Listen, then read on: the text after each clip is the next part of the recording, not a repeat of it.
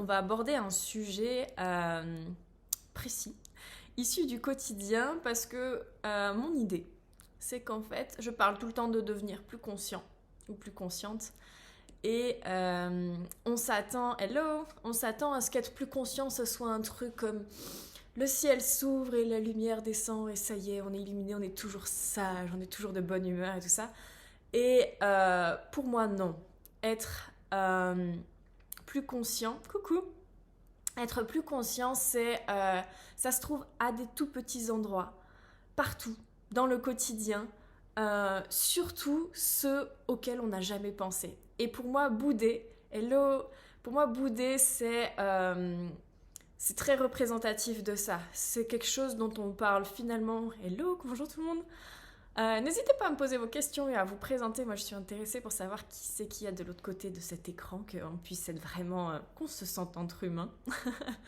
Donc voilà, je disais bouder, c'est vraiment quelque chose dont on va assez peu parler, qu'on regarde pas parce qu'il y a un côté un peu pas très glorieux en fait à faire la gueule. Et pourtant, de mettre de la conscience dessus, de mettre de la lumière dessus, c'est très très instructif. En fait, lorsque on te boude ou que tu boudes quelqu'un, et en général, c'est beaucoup plus facile d'aller regarder pourquoi, qu'est-ce qui se passe quand c'est l'autre qui fait la gueule, parce que nous, par contre, on est toujours très juste et légitime. Qu'est-ce qui se passe en fait? Le premier truc assez évident, mais essentiel de rappeler, c'est que si on boude, si on fait la gueule, c'est qu'il y a eu blessure. Et c'est important à considérer, en fait, quand c'est toi qui vas bouder, de dire, au lieu le réflexe est toujours d'aller projeter à l'extérieur, et du coup de dire, tu as mal fait. Coucou, perso, mon ex boude en ce moment, et je le prends en tant que, il a besoin de temps pour se processer ses émotions. Exactement. Ou réveil d'une blessure. Oui, être blessé, c'est réveiller une blessure. Pour moi, à part si tu voulais dire autre chose à ce sujet. Oui, il y a tout ça qui joue derrière. Le premier truc, c'est, au lieu de se dire, l'autre, moi je boude, c'est l'autre qui a mal fait. De me dire, je suis touchée. Et effectivement, pourquoi je suis touchée? Ça peut réveiller quelque chose d'ancien, ça peut parler de quelque chose de très actuel, comme mes limites n'ont pas été respectées. Après, effectivement, ça peut faire écho à quelque chose de... auparavant, cette limite a été vraiment pas respectée, donc maintenant je ne tolère plus qu'il y ait pas de respect, que ça se passe encore. Il y a plein de facettes à je suis blessée. En tout cas, je suis touchée. Et je trouve hyper important de recentrer le curseur sur soi. Je suis déclenchée. Ok, par quelque chose d'externe, on est d'accord, mais je ne vais trouver de solution que si j'arrive à retourner déjà ce regard sur moi de ok, c'est moi qui vis un problème. L'autre m'a déclenché, on est d'accord, mais si je veux trouver une vraie solution, il va falloir que j'arrive à faire ce truc de retourner le regard sur moi. De quoi c'est en train de parler de moi? Que la situation ait fait émerger quelque chose en soi qui nous est marqué fortement. Oui, tout à fait. Ce que tu viens de dire. On est d'accord. Donc voilà, ça c'est le premier point. Et complètement lié au deuxième que je voulais aborder, c'est que on est blessé. Mais on a choisi le moyen d'expression, faire la gueule. On a choisi le moyen bouder. Pourquoi on a choisi celui-là? Et c'est ça que je trouve très important à observer. Pour ceux qui ne suivent pas forcément ce que je produis, j'essaye de faire une synthèse de ma philosophie, ma façon de voir les choses. Pour moi, on est une âme qui a pris un corps. Et en prenant un corps, on a téléchargé notre lignée familiale, notre culture et un ego. L'ego, c'est ce sentiment qui me permet de dire je. Le truc qui fait que je suis un truc unifié, bien défini, qui a une identité. Ça, c'est ma base pour pouvoir parler du reste. Avant de passer à la suite, question, comment agir face à quelqu'un qui boude pour aider l'autre à sortir de ça, surtout quand ça implique des enfants. Eh ben, tu vas voir déjà dans la deuxième partie que il y a besoin que l'autre sorte de ce qu'il est en train de se raconter. Mais en fait, je vais te répondre après, quitte à ce que tu regardes le replay. Parce que sinon, je vais te donner plein de petits bouts d'informations, ça va être confus.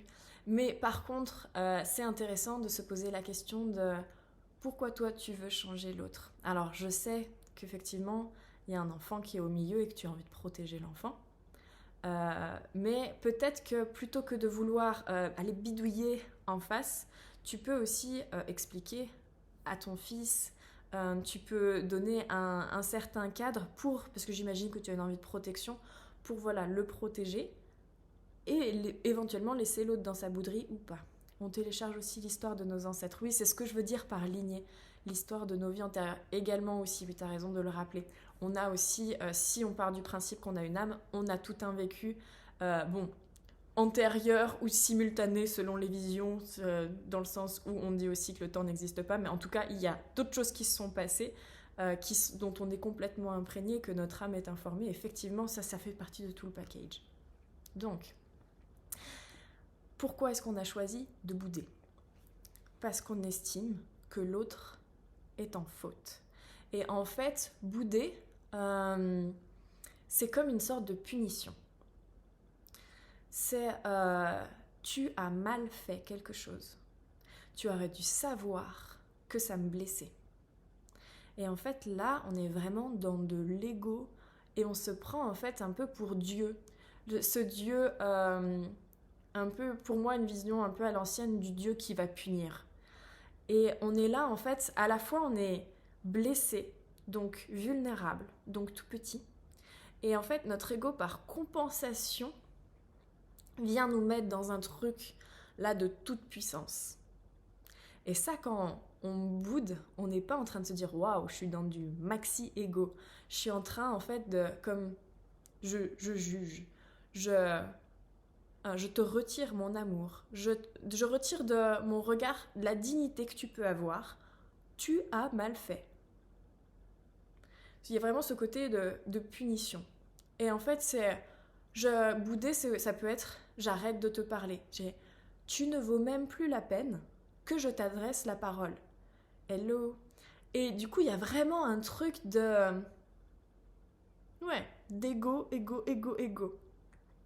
Et ça, c'est juste, je dis ça vraiment pour comprendre, pas pour juger. Pour être vraiment au cœur là-dessus, je boude aussi.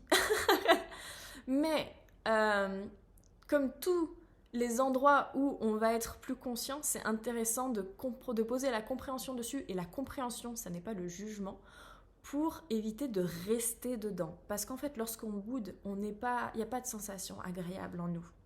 Il n'y a pas de sensation agréable pour l'autre, mais en fait, tout dépend de quel autre on a en face de nous. Il y en a aussi qui n'en ont rien à secouer qu'on boude. Donc, bouder, c'est pour que ça fonctionne, c'est un peu jouer avec ce lien d'attachement, d'amour. Je sais que tu es assez attaché à moi pour que je me permette de bouder. Donc, ça aussi, c'est intéressant à voir. Je fais la gueule, je suis là, toute puissante ou tout puissant. Mais en fait, au fond, je sais que tu m'aimes. Sinon, je peux pas. Le mental qui aime nous flageller. Oui et non. Donne-moi un exemple pour que je puisse te répondre. Donc, c'est toujours bon de rappeler, ou de se rappeler si on nous fait la gueule. C'est parce qu'en fait, dessous, il y a de l'amour. Il y a de l'attachement. Bon, l'amour et l'attachement, ça n'est pas la même chose, mais on va essayer d'être succinct. Donc, pour répondre à ta question, Kim, comment agir face à quelqu'un qui boude ? Eh ben, si tu estimes que... Parce qu'en fait, là, ta proposition, c'est aussi d'aller le sauver. Alors, est-ce que tu veux le sauver ? Ou est-ce que tu veux une situation plus saine pour ton fils ? Ou est-ce que tu veux quelque chose pour toi aussi ? Genre, vivre de façon plus harmonieuse.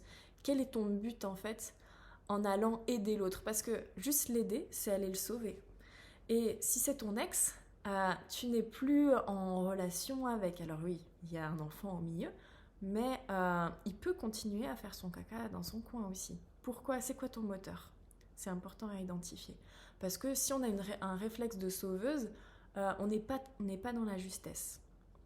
Il faut aller regarder où est vraiment ta justesse à toi, puisqu'il ne s'agit que de toi en fait.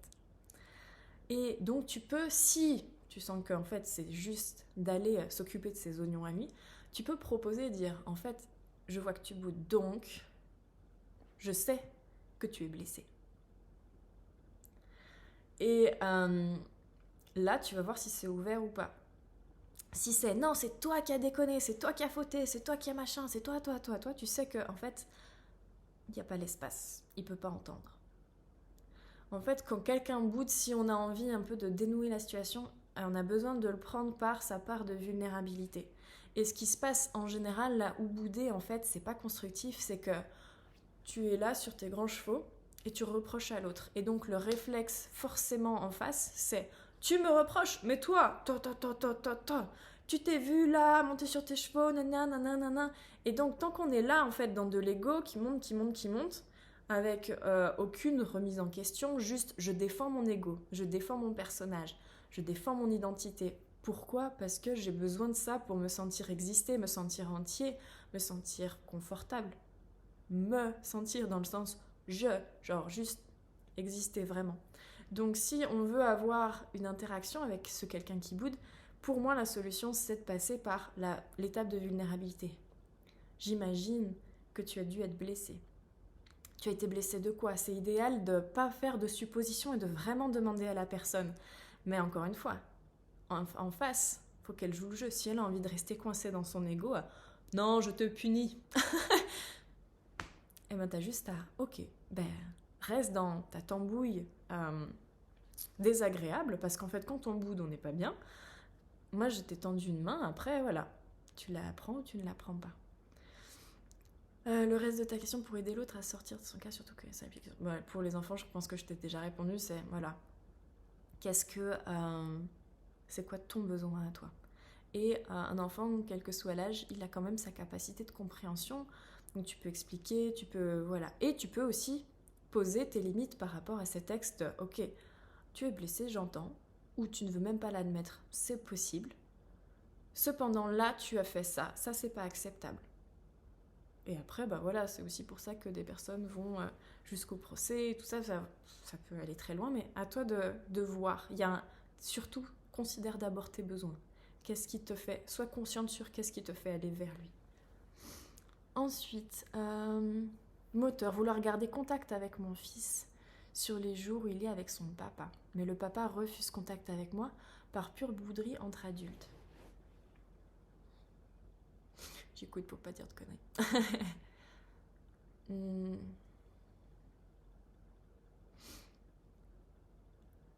Je pense qu'il y a besoin d'accepter. C'est mon opinion. Dans le sens où, en fait, il est blessé. Et il a son ego qui a besoin de récupérer du pouvoir. Tu es parti. Il a comme perdu de la dignité par rapport à ça. Tu lui enlèves une partie du temps son fils. Je pense qu'il a besoin, et je ne suis pas sûre qu'il soit en capacité de te le verbaliser, de reprendre un peu de pouvoir, comme si pas toute la vie lui échappait. Tu me dis ce que ça te fait pour ça fait pour toi, Kim. C'est un peu le problème. Moi, en ce moment, je suis beaucoup avec ça. Des enfants qui ont souffert terriblement par immaturité émotionnelle de l'adulte. Et en ce moment, je suis beaucoup avec ça et c'est vraiment pas tranquille. Et je trouve ça terriblement injuste. Donc toi, en mettant à quelque part de la paix dans le sens, ok, je vois, t'as besoin de ça, je te l'offre. Et ton fils, que tu sois physiquement avec lui ou pas, tu peux lui envoyer de l'amour, tu peux être en contact plus subtil avec. Et si ton fils, en gros, va bien quand il est avec son papa, qu'il est pas maltraité, c'est ok. Ça me semble ok. Mais à toi de voir par rapport à toi. Tout dépend de comment la personne boude. Si la bouderie est vraiment intense, cette personne va vraiment se tourner vers ce sentiment et va s'enfoncer dedans. Et le mental ne va pas aider. Oui, en fait, quand on boude, c'est un truc que j'observe en ce moment dans mon environnement proche, et je trouve ça terrible, c'est que tu es blessé, mais jamais ton mental te dit tu es blessé. Il dit, tant qu'il n'y a pas la conscience dessus, il dit c'est la faute de l'autre, c'est la faute de l'autre. Et du coup, le mental, sa façon de fonctionner, quand on a une croyance, et là c'est la croyance l'autre a mal fait, il vient tout le temps valider. On a énormément de stimuli tout autour d'une journée, des milliers. Le cerveau il est obligé de filtrer cette vérité qui nous arrive pour pouvoir juste vivre, sinon on serait, notre caboche exploserait. Donc oui, il filtre et il va choisir les choses par rapport aux croyances préétablies. Donc ça fait toujours boule de neige parce que tu es en train de te dire l'autre a mal fait, en plus il y avait ça, et puis en plus il y avait ça, et en plus il y avait ça. Et le truc grossit, et effectivement, tu peux vraiment t'enfermer dedans. Mais là où c'est triste, c'est que tu t'enfermes dans quelque chose qui te fait du mal et tu as envie de punir l'autre. Parfois ça l'impacte pas du tout. Donc c'est vraiment que à toi que tu fais du mal. Et c'est ça qui est important d'avoir à l'esprit, c'est que si c'est toi qui boudes, c'est bien de voir le process quand c'est chez l'autre, mais c'est vraiment utile si c'est sur toi, c'est de voir que tu te fais du mal tout seul et que tu nourris ce mal. Et en énergétique, en fait, tu appelles par tes pensées des validations, tu appelles tout le temps. Et tu appelles une certaine qualité d'énergie. Et du coup, vraiment, tu te remplis d'amertume, de colère. Et il y a un moment où, pour moi, la seule façon de s'en sortir, c'est de couper et de dire « je suis en train de me faire du mal tout seul ». En disant par exemple, ben oui, il a déconné, comme le petit diable qui est sur l'épaule et renforce encore plus le sentiment. Oui, exactement. Kim, ça fait sens. Ok. J'ai du mal, ça crée de la colère chez moi que mon fils doit subir. Est-ce que, ça c'est une pensée que tu as, mon fils subit. Est-ce que ton fils subit véritablement? Est-ce qu'il n'est pas content d'aller voir son papa? Est-ce qu'il ne fait pas d'autres choses avec son papa? Parce que tu as été avec cet homme et fais aussi confiance à la part de toi qui l'a choisi à un moment, qui a eu cet enfant avec lui. Si tu as accepté ça, c'est qu'il y avait des choses belles dans cette personne. Ok, ça n'est plus là à l'heure actuelle, tu as fait d'autres choix. Mais attention, notre cerveau adore c'est noir ou blanc, il adore les trucs duels, genre les gentils, les méchants. Et à partir du moment, et c'est très dur quand on est en séparation, il y a souvent ce côté, de la même façon qu'on nourrit une bouderie, une amertume, tu nourris le package, c'est une mauvaise personne. Mon fils va passer du temps qu'avec lui, il faut vraiment que j'agisse pour épargner mon fils. Mais il a aussi il a forcément des beaux côtés. Et par ton regard, tu imagine que tu sois lui. Et il vient tout le temps quand c'est ton moment de garder le fils. Comparé à, il te voit, il te donne le fils et il te dit ok, passe un bon moment. Comment tu te sens à l'intérieur? Est-ce que tu arrives à voir l'impact que ce que tu penses de lui a sur lui? Quand tu viens tout le temps au milieu, genre aider, sécuriser, je surveille, tu ne peux pas agir de la même façon que ok, passe un bon moment, ciao. Moi je vais prendre ce temps-là pour moi, pour faire d'autres choses. Tu vois comme ton regard agit sur lui aussi? Après, tu as de la colère et c'est ça dont il faut s'occuper. Qu'est-ce que c'est en train de raconter? C'est de ta colère à toi dont il faille s'occuper parce que est-ce que c'est véritable que ton fils souffre quand il est avec son père? Ça peut. Mais est-ce que c'est la vérité? Merci Jade pour tout ça. Je suis tombée sur ton live par hasard pile au moment où je galère sur ce sujet. Moi en ce moment je trouve vraiment qu'il n'y a plus de hasard. La vie est très bizarre mais intéressante. Vive la vie et ses réponses. Exactement. Je pense vraiment qu'on est guidé. Oui, il est heureux avec son papa, mais je sais qu'il demande à appeler son papa quand il est avec moi et inversement. Mais oui, tu as raison, je dois me rattacher au fait qu'il est en sécurité. Après, ça peut être, tu vois, une discussion à avoir avec lui De te dire, moi, quand il est avec moi, je le laisse t'appeler quand il demande. Je te demande, quand il est avec toi et qu'il demande maman, que tu puisses le laisser appeler. Désormais, je vous laisse. J'ai compris ta demande. Je suppose, si vous n'arrivez pas à parler, je suppose pourquoi tu as besoin de ça. Et je suis ok de l'offrir.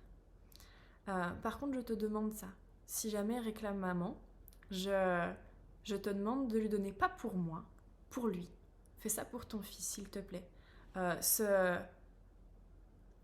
De nourrir ce truc où la famille, c'est séparé mais pas déchiré. Qu'il puisse quand même avoir accès aux deux quand il le veut lui, qu'on puisse vraiment le protéger. Et je pense qu'en passant par lui, il aime son fils. Donc je pense qu'il va accepter. C'est à toi de voir, tu auras les bons mots face à lui. Donc ne te sens pas si coincé. Ou quand tu sens que tu es coincé, prends une pause et du recul pour dire ok, c'est ma tête qui est en train de faire du noir ou blanc, qui est en train de nourrir des trucs duels. Yes, je vais faire ça. Mais ne la crois pas. Ne lui donne pas tout crédit à cette caboche. C'est la même chose pour revenir à quelque chose de plus global. C'est la même chose lorsque l'on boude en fait. C'est que quand c'est nous qui boudons, on est pris dans un truc qu'on croit mais tellement vrai. Et on distord souvent des paroles. En fait, il y a un plan plus au-dessus où on distord les paroles pour les faire correspondre à nos blessures. Les blessures, les 5 blessures de base, rejet, abandon, trahison, qu'est-ce qu'il y a d'autre ? Humiliation, j'en ai oublié une. Elle reviendra. Quand on est sur... On en a tous au moins une majeure. Et en fait, inconsciemment, on cherche à les déclencher pour les guérir. Et donc, quand on... Moi, je peux être facilement déclenchée par mon compagnon. Le nombre de fois où, une fois qu'on a discuté, je me suis aperçue qu'en fait, j'ai distordu une de ses paroles pour la faire correspondre à mon monde de victime, parce que lorsque l'on boude, on s'estime victime de l'autre. Et du coup, j'ai distordu un truc qu'il a dit en me disant « Ah, il en rajoute une couche en plus, et il sait que ta. Et si jamais il n'est pas là et que je passe ma journée à en rajouter des couches, et puis la dernière fois, et puis au tout début où on s'est rencontrés, je me rappelle que... Et la tête, elle va à une vitesse folle faire ses liens. Sauf que quand on est pris là-dedans, on n'a pas conscience qu'on pourrait avoir choisi une croyance, une situation complètement différente et être aussi habile pour faire des liens. Moi, je trouve que ça aide pas mal à se rendre compte, c'est quand... les personnes jalouses, quand elles vont regarder sur le téléphone de leur moitié et qu'elles vont regarder les messages, il va y avoir comme un grossissement du moindre petit smiley qui pourrait être interprété comme peut-être un flirt, et tout le reste, c'est genre pas vu. Pour une virgule, pour un point mal placé, c'est genre ah. Et en fait, c'est ça qui se passe tout le temps dans notre tête, c'est valable pour quand on boude, c'est on filtre. On filtre et on grossit, ça prend toute la place. Donc c'est très important. C'est un des trucs soulevés par Kim, c'est le dialogue. Après, est-ce que l'autre est en capacité de dialoguer ou pas ? Parce que des fois, on aime être dans notre bouderie. Et du coup, d'aller être là où le sauveur ou sauveuse, c'est aller un peu s'immiscer là. Mais des fois, c'est pas mûr. Des fois, il y a besoin de jouer son drame, en fait. Quand on est pris dans notre drame, on adore se le nourrir. Et il y a un moment où on sent que là, en fait, on est plus en train de souffrir que de nourrir une histoire qui nous intéresse. En réalité, ça, c'est dès le début. Mais dans notre conscience, d'abord, on joue notre drame et après, on se dit « Bon, je suis pas bien ». Il n'y a qu'à partir du moment où on se dit « Bon, je suis pas bien » qu'on peut s'ouvrir à la discussion. Et se dire « Ok, comment je m'en sors ?» À ce moment-là, si l'autre personne arrive et tend une main, genre, je pense que je t'ai fait souffrir. Je pense qu'il y a quelque chose. Tu as l'air de réagir par rapport à quelque chose. Peut-être, j'ai pas compris, mais je suis ouvert à en parler. Là, ça va être hyper productif.